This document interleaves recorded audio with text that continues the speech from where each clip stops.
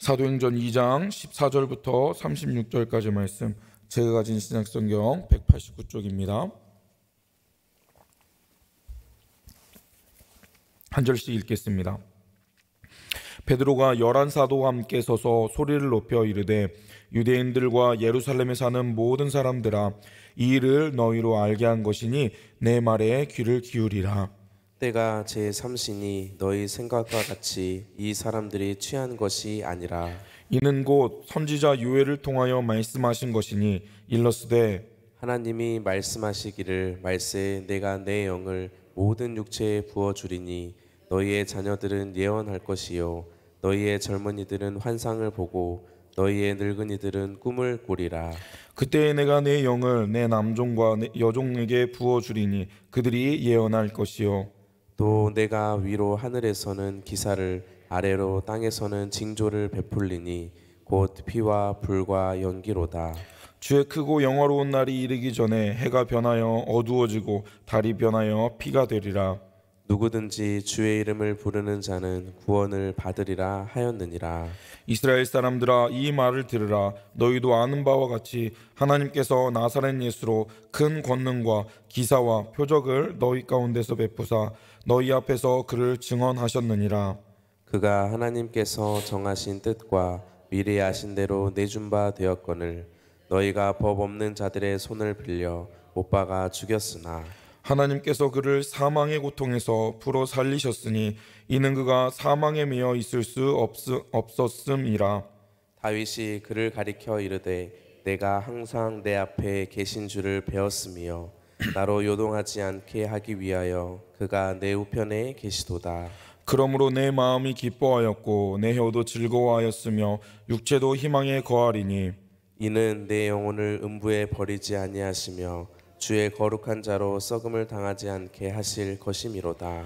주께서 생명의 길을 내게 보이셨으니 주 앞에서 내게 기쁨이 충만하게 하시리로다 하였으므로 형제들아, 내가 조상 다윗에 대하여 담대히 말할 수 있노니 다윗이 죽어 장사되어 그 묘가 오늘까지 우리 중에 있도다. 그는 선지자라. 하나님이 이미 맹세하사 그 자손 중에서 한 사람을 그 위에 앉게 하리라 하심을 알고 미리 본 고로 그리스도의 부활을 말하되 그가 음부에 버림이 되지 않고 그의 육신이 썩음을 당하지 아니하시리라 하더니 이 예수를 하나님이 살리신지라 우리가 다 이 일의 증인이로다. 하나님이 오른손으로 예수를 높이심에 그가 약속하신 성령을 아버지께 받아서 너희가 보고 듣는 이것을 부어 주셨느니라. 다윗은 하늘에 올라가지 못하였으나 친히 말하여 이르되 주께서 주에게 말씀하시기를 내가 내 원수로 내 발등상이 되게 하기까지 너는 내 우편에 앉아 있으라 하셨도다 함께 하였으니 읽겠습니다. 그런즉 이스라엘 온 집은 확실히 알지니 너희가 십자가에 못 박은 이 예수를 하나님이 주와 그리스도가 되게 하셨느니라 하니라. 아멘. 할렐루야. 예, 토요일 새벽도 이렇게 귀한 은혜의 자리를 사모하며 나온 모든 성도님들을 하나님께서 크신 은혜를 베풀어 주실 줄 믿습니다. 여러분의 기도 또 여러분의 간구를 하나님께서 기뻐 받아주실 줄 믿습니다. 우리는 5월을 맞아서 사도행전을 읽어나가고 있습니다. 사도행전은 그 사도 바울의 그런 주치의였던 누가가 이제 초대교회에 있었던 역사들을 기록하였던 귀한 역사의 기록인데요. 이 사도행전의 전반부는 베드로를 중심으로 한 예루살렘 교회의 그런 교회가 어떻게 세워졌는지에 대한 내용이 다루어져 있고, 이제 후반부에는 바울이 1, 2, 3차 여행을 통하여서 어떻게 열방에 복음을 전하였는지 그러한 내용들을 다루고 있습니다. 오늘 우리가 함께 읽은 이 본문은 이제 사도 베드로가 처음 복음을 전한 내용이고 초대교회에 처음 등장하는 설교입니다. 이 설교를 시작으로 이제 성령 강림을 경험하였던 많은 사도들이 성령 충만함으로 복음을 전하는 이야기가 시작이 됩니다. 베드로는 성령 충만하였습니다. 그래서 성령께서 주신 은혜로 이 지혜로 이 구약에 예언되었던 이 예수 사건에 대해서 많은 이들에게 이제 예수님이 구약의 예언을 성취하신 분이시다라는 것을 선포하고 있습니다. 어제 우리가 읽었던 성령 강림 사건 이후로 많은 사람들의 반응이 깜짝 놀랐습니다. 왜냐하면 갈릴리 나사렛 촌동네 사람으로 여겨졌던 그 사람들이 120명이나 되는 마가의 다락방에서 함께 모여 기도하였던 그들이 각각 세계 각지의 언어로 이야기하기 시작하는 놀라운 경험을 했기 때문입니다. 이 사건은 기념비적인, 성경에 등장하는 기념비적인 사건입니다. 우리가 잘 알고 있듯이 성령 충만을 경험하였던 이제 교회가 시작된 그런 첫 발걸음이기도 하지만, 구약의 이야기들로 본다면 창세기 11장에 바벨탑 사건과 비교되는 그런 사건으로 볼 수 있겠습니다. 바벨탑 사건은 이제 자신들의 욕심을 위하여서 하나 되려 했던 그들에게 하나님께서 언어를 다르게 하심으로 그들을 흩어버리신 사건이었고, 이 성령 강림 사건은 오히려 언어를 다시 하나 되게 하셨던, 그래서 구약에 흩으셨던 하나님께서 구약의 회복을 이제 신약에서는 회복하심을 나타내는 그런 비교되는 기념비적인 그런 사건이었던 것이죠. 이 사건은 너무도 신기한 사건이었기 때문에 이 사건을 처음 봤던 많은 사람들이 혹 술 취한 것은 아니냐라고 이야기하기 시작하였습니다. 그렇게 수많은 사람들이 이들의 반응에 이들이 각각 언어로 이야기하는 이 놀라운 사건을 경험하고 있었을 때 이 사건이 무엇을 의미하는지를 설명해 줄 필요가 있었습니다. 성령 강림 사건을 경험하지 못하였던, 이것이 어떠한 의미인지 알지 못했던 이들은 이것을 받아들일 수 없는 그저 놀라운 사건이었을 뿐이지만, 이것을 바르게 이해한 자가 있었습니다. 바로 베드로가 이 사건이 성령을 기다리며 열심히 기도하였던 이들에게 베풀어 주신 하나님의 놀라운 사건이고, 이것은 하나님의 계획 가운데 있었던 일임을 베드로는 깨달았기에 이 사건을 해석해주고 있습니다. 성령을 경험해 보지 않은 이들이 알지 못하는 이 사건을 이제 예수님의 1등 제자였던 베드로가 잘 설명해주고 있는데, 베드로는 11사도와 함께 일어나서 군중들에게 이야기하기 시작합니다. 오늘 함께 읽었던 15절의 말씀 같이 읽어볼까요? 15절입니다. 때가 제3시니 너희 생각과 같이 그런 것이 아니라. 아멘. 제3시는 오늘날 아침 9시를 의미합니다. 유대인의 통념상 이제 아침에 술 취한 자들이 많이 불가능했기 때문에 아침에 술 먹고 주정할 때가 아니었던 것이죠. 그래서 이 베드로는 이것이 술 취한 것이 아니다라고 이야기하면서 구약에 있었던 구약 선지자 요엘의 이야기를 인용하고 있습니다. 베드로는 이것이 구약에 예언되었던 것이 성취되었음을 선포하면서 우연히 일어난 사건이 아님을 많은 사람들에게 이야기합니다. 이제 그 뒤에 이어지는 10절부터 21절까지 이어지는 요엘의 이야기는 우리가 잘 익히 아는 내용입니다. 자녀들은 예언할 것이고 청년들은 환상을 보고 아비들은 꿈을 꾸리라는 그런 찬양의 고백처럼 요엘서는 말세에 있을 일들에 대해서 이야기합니다. 베드로는 그 말세에 요엘이 예언했던 그 말세의 예언이 지금 너희들 눈앞에 이루어졌다라고 이야기를 합니다. 그러면서 이야기하면서 이것이 이제 성령 강림 사건이 시대의 종말이고 또 새로운 시대가 열린 것임을, 새로운 시대의 분기점이 된 하나님의 큰 일임을 강조하고 있죠. 그래서 하나님께서 약속하신 대로 그 마지막 때가 된다면 하나님께서 당신의 영을 모든 육체에게 부어주신다라는 그 요엘의 예언이 지금 이루어졌다라고 이야기하고 있습니다. 이것은 오순절 다락방 사건을 통화해서 성령이 부어지고 그 결과 어떤 일이 이루어진 것임을 이야기하고 있습니다. 자녀들은 예언을 하고 젊은이들은 환상을 보고 늙은이들은 꿈을 꾼다라는 것은 모든 세대에게 놀라운 일이 이루어졌음을 이야기하고 있는 것이죠.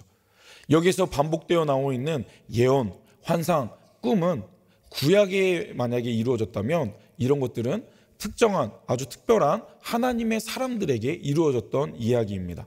모세나 엘리야나 사무엘과 같이 하나님이 특별히 세운 그 한 사람에게 하나님께서 환상을 보게 하시고 예언과 꿈을 보여주셨던 것이죠. 하지만 그것이 어떤 특정인에게 이루어지는 것이 아니라 모든 하나님의 사람들에게 남녀노소를 불문하고 그들에게 하나님의 역사가 이루어지게 되었음을 이 베드로는 이 사건을 해석하고 이것을 이야기하고 있는 것이죠. 그래서 이전까지 특별한 자들에게 부어졌던 하나님의 은혜가 모든 사람들에게 부어졌음을 이야기하고 있습니다. 이제 제사장을 통하여서 하나님께 나아갔던 구약의 모습이 아니라 만인 제사장의 모습으로 하나님 앞에 나아갈 수 있게 되었음을 이야기하고 있는 것이죠. 그리고 그 이어서 18절에 내 영을 내 남종과 여종들에게 부어주겠다라고 예언하고 있는데, 이것은 한 번 더 반복하고 어떠한 이들에게 이러한 일이 이루어지는지를 설명하고 있는 것입니다. 내 남종과 내 여종, 하나님의 말씀에 순종하고 하나님의 뜻대로 귀 기울이는 그런 자들에게 이러한 환상과 예언과 꿈을 보는 일들이 이루어지게 될 것임을 하나님은 요엘을 통하여서 예언하게 하신 것입니다. 하나님은 이 놀라운 징조로 놀라운 사건이 이루어진다라고 이야기하시는데, 말세에는 이러한 일들만 일어나는 것이 아니다라고 이후에 예언된 말씀들을 기록하고 있습니다. 하늘로부터는 기사가 있고 땅에는 징조가 있고 피와 불과 연기가 날 것이다 라고 이야기합니다. 그리고 주의 크고 영화로운 날이 이르기 전에 해가 변하여 어두워지고 달이 변하여 피가 되리라 라고 이야기합니다. 그 말세가 된다면 그런 성령에 충만한 자들이 하나님의 일을 보겠지만, 그때에는 많은 어려움들이 동반할 것이다 라고 이야기합니다. 도처에 기근과 어려움이 있겠지만, 그런 것들은 이제 하나님의 심판을 의미하는 것이죠. 하나님의 심판의 날이 그렇게 임하게 될 것임을 본문은 예언하고 있는데, 그것이 지금 이루어지고 있음을 베드로는 이야기하고 있는 것입니다.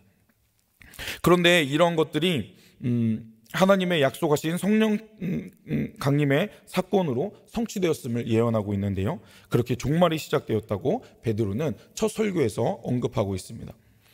그런데 이런 어려움이 있다고 고난당하고 좌절할 필요가 없습니다. 왜냐하면 하나님은 이런 어려움 가운데 그의 백성들을 구원하시는 놀라운 일을 이루어 가셨기 때문이죠. 21절의 말씀은 매우 귀한 말씀입니다. 우리 같이 21절 읽겠습니다. 누구든지 주의 이름을 부르는 자는 구원을 받으리라 하였느니라. 아멘. 이런 어려운 일들이 있겠지만 어떠한 자들이 구원을 받는다고 이야기합니까? 주의 이름을 부르는 자들에게는 하나님이 구원의 은혜를 베풀어 주실 것이다 라고 이야기하십니다. 이것은 우리에게 큰 위로를 주십니다. 때로 우리에게 어려움이 있고 우리의 상황이 힘든 일이 있다 할 때 우리가 무슨 일을 해야 되겠습니까? 바로 주님의 이름을 부르는 일을 해야겠습니다. 그런 자들에게 구원을 주시고 피할 길을 이루어 주신다고 이야기하십니다. 우리가 경험하게 되는 고통의 때, 어려움의 때에 주님의 이름을 높이 불러서 구원을 받으실 수 있는 은혜를 누리는 저와 여러분이 되시길 주님의 이름으로 축복합니다. 베드로는 지금 그 일이 이루어졌다라고 선포합니다. 그리고 그 이어서 예수님께서 이 땅에 오신 이유에 대해서 설명하고 있습니다. 22절 읽어볼까요? 22절입니다. 이스라엘 사람들아, 이 말을 들으라. 너희도 아는 바와 같이 나사렛 예수로 큰 권능과 기사와 표적을 너희 가운데 베푸사 이 앞에서 그를 증언하셨느니라. 아멘.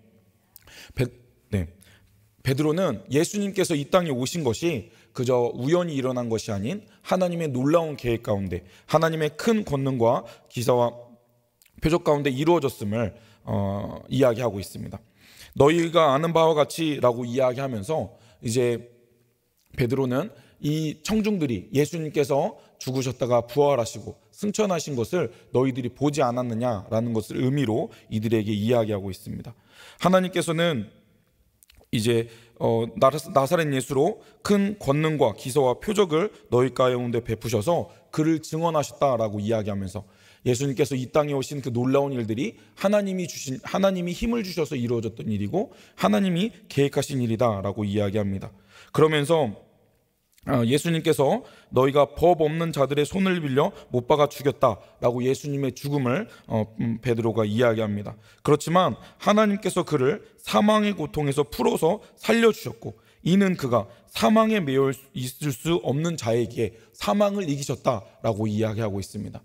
이 말을 듣고 있던 많은 사람들은 예수님께서 부활하신 것을 직간접적으로 경험한 자들이었기 때문에 이것을 듣고 많은 찔림이 있었을 것입니다.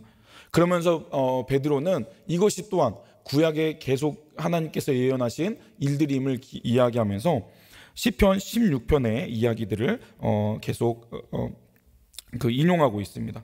이어지는 25절부터 28절에 보면 이제 시편 16편에서 다윗이 이야기했던 내용이 메시아 예수님의 내용들을 함축한 것임을 이야기하고 있습니다. 그는 이 나사렛 예수를 통하여서 하나님께서 놀라운 일들을 이루셨고, 그것이 하나님의 그런 놀라운 계획하심에 따라 오늘 너희에게 이루어졌고 예수님을 통하여서 이루어졌음을 이야기하고 있는 것이죠. 제자들은 예수님이 다윗이 말하고 있는 메시아라는 사실을 확증하고 있습니다. 그래서 이제 시편 16편은 그런 구약적 근거를 제공하고 있었음을 깨달았던 것이죠.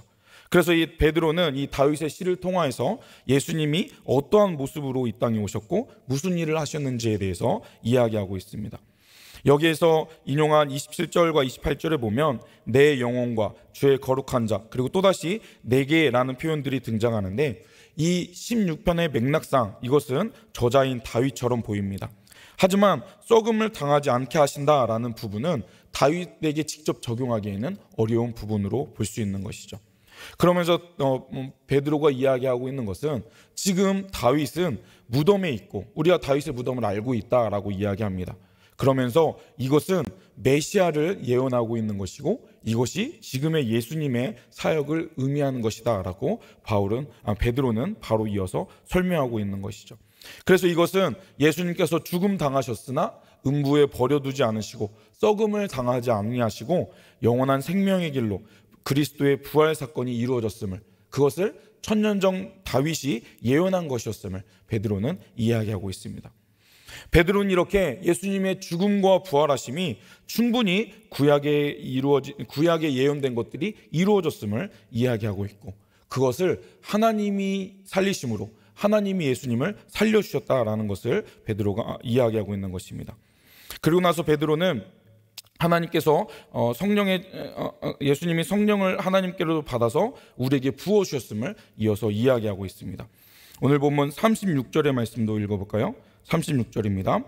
그런즉 이스라엘 온 집은 확실히 알지니 너희가 십자가에 못 박은 이 예수를 하나님이 주와 그리스도가 되게 하셨느니라 하니라. 아멘. 이제 이 베드로는 이 설교를 통하여서 예수님께서 이루어주신 예수님의 죽음과 부활의 사건이 오늘 우리를 구원하기 위한 하나님의 놀라운 계획이었음을 이야기하고 있습니다. 예수님이 복음의 중심이었던 것이죠. 베드로는 그의 앞으로의 전 삶을 통하여서 예수님을 통하여서 하나님이 베풀어 주신 그 복음의 은혜를 증거하였고 이것에 목숨을 건 자가 되었던 것입니다. 이 설교는 그 베드로의 앞으로의 삶의 방향성과 이후에 초대교회의 모든 성도들이 어떠한 복음을 전하였는지를 말하고 있는 귀한 복음으로 우리가 깨달을 수 있겠습니다. 예수님께서 이 땅에 오셔서 부활하시고 하나님의 사랑을 보여주셨던 이 놀라운 것들을 초대교회 성도들은 잊을 수 없는 놀라운 일이었습니다. 그래서 앞으로의 그들의 삶은 그러한 복음을 전하는 삶이 되었던 것이죠. 오늘 이 말씀을 통하여서 우리는 무엇을 기억해야 할까요? 우리도 성령의 역사하심을 사모하며 기대하는 자들이 되어야 되겠습니다. 초대교회에 임하였던 성령은 동일하게 오늘 우리와도 함께 하시는 성령임을 믿으시길 바랍니다. 우리도 성령의 충만함을 간구하며 나아간다면 그 성령께서 우리의 연약함들을 돌보시고 우리에게 성령의 충만함으로 하나님의 능력을 이루시는 귀한 능력을 우리에게 부어주실 줄 믿습니다.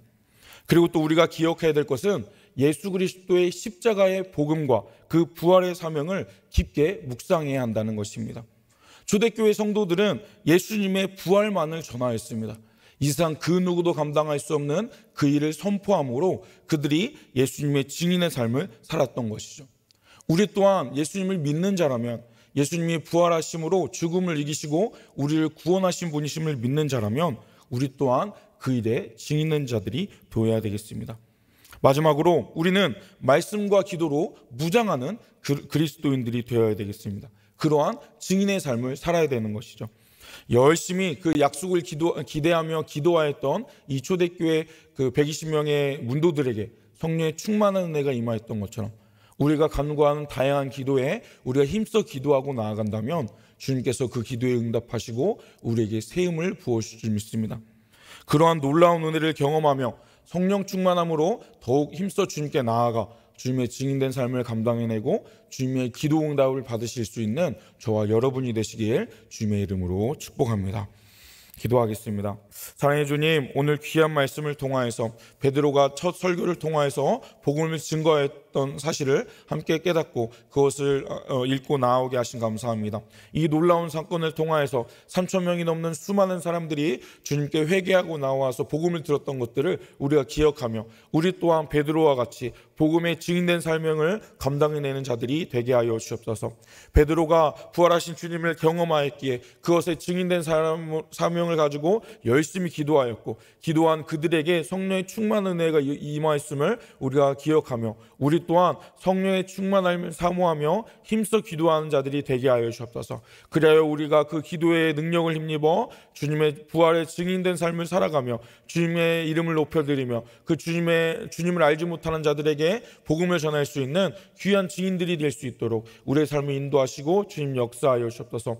우리가 그 무엇보다 말씀과 기도로 주님께 나아가기 원합니다. 구약의 말씀을 인용하여 복음을 전하였던 이 베드로의 모습을 기억하면서 우리도 성경 말씀을 열심히 읽고 또 열심히 기도함으로 성령의 충만함을 경험하였던 초대교회 성도들과 같이 우리가 열심히 기도하며 주님께 나아오는 자들이 될 수 있도록 주님 함께하여 주옵소서. 우리의 그런 모습을 통하여서 하나님께서 우리에게 맡겨진 사명을 감당하기에 부족함이 없는 귀한 사명자들로 우리가 매일의 삶을 살아갈 수 있도록 주님 함께 하시고 주님 역사하여 주옵소서. 오늘 하루도 풍성한 은혜를 베풀어 주실 줄 믿습니다. 우리를 사랑하시는 예수님 이름으로 기도드립니다. 아멘.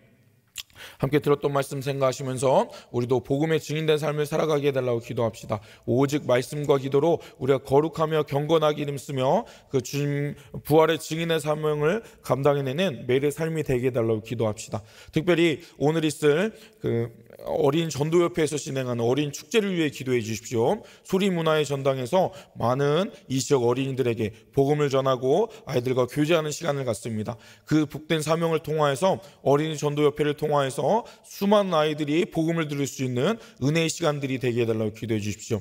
또 오늘 결혼하는 귀한 그 가정을 위해 축복하며 또 기도해 주십시오. 그 가정이 대대손손 복받는 복된 가정이 되게 해달라고, 이 결혼의 모든 예식도 순조롭게 진행되어지게 해달라고 기도해 주십시오. 우리 교회가 더 건강한 믿음의 공동체로 세워져 가게 해달라고 기도해 주시길 바랍니다. 그리고 우리 연약한 성도들 축복하면서 또 각자의 기도 제목들을 놓고 이 시간 주여 한번 부르시고 합치면서 기도하겠습니다.